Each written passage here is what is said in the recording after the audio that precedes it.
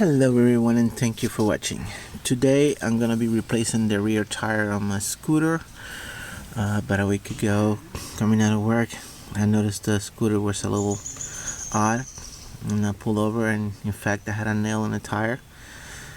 And I had it done last year professionally by a shop. This year the shop no longer there, so I took it upon myself to get all the tools that I needed to do it myself. So in order to get to the tire, you have to remove the exhaust.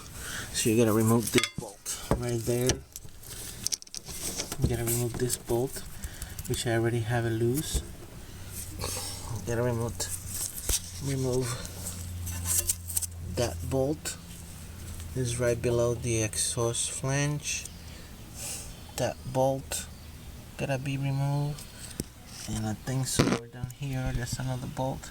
That one has to be removed. Not that one. That one.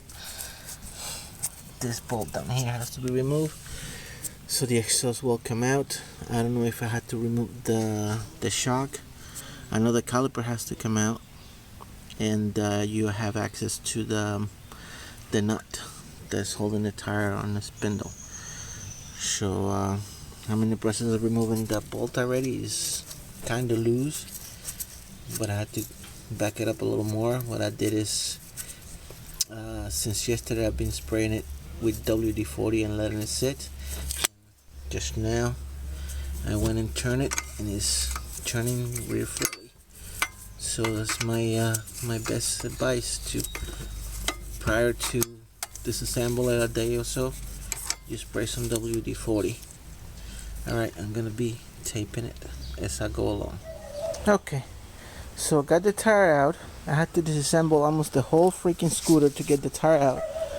For the simple fact is that I couldn't get to this bolt to remove the shock absorber because it was right on the way of the tire.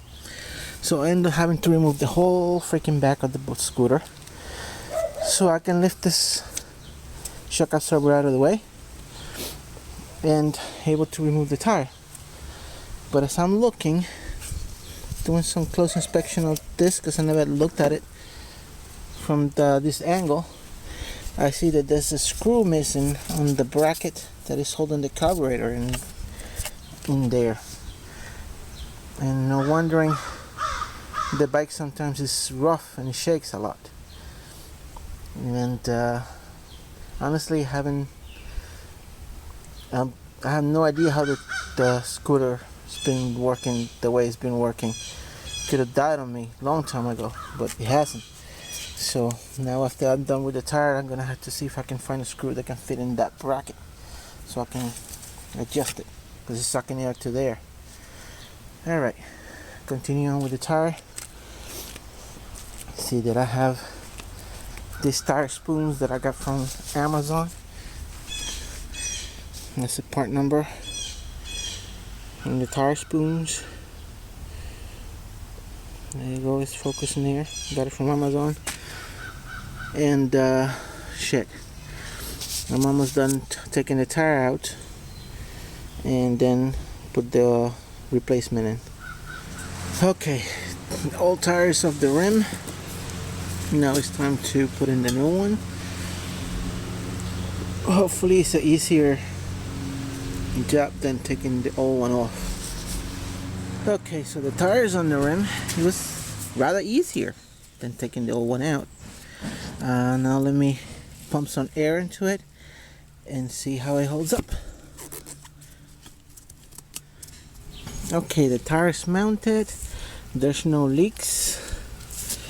So now start to put everything back together and testing it out. Okay, so the tire is mounted. I use an impact wrench. The socket is number 24 millimeter, I think.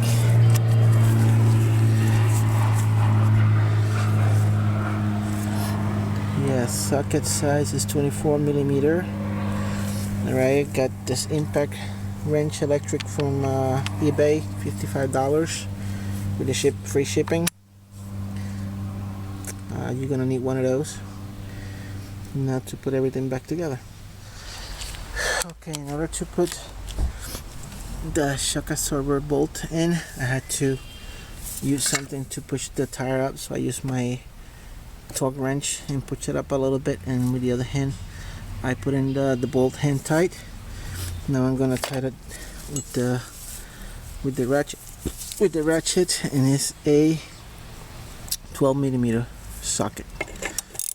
Yep, 12 millimeter.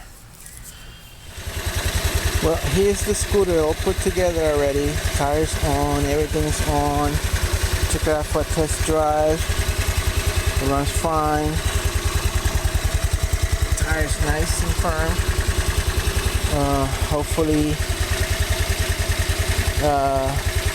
that tire will last me another year.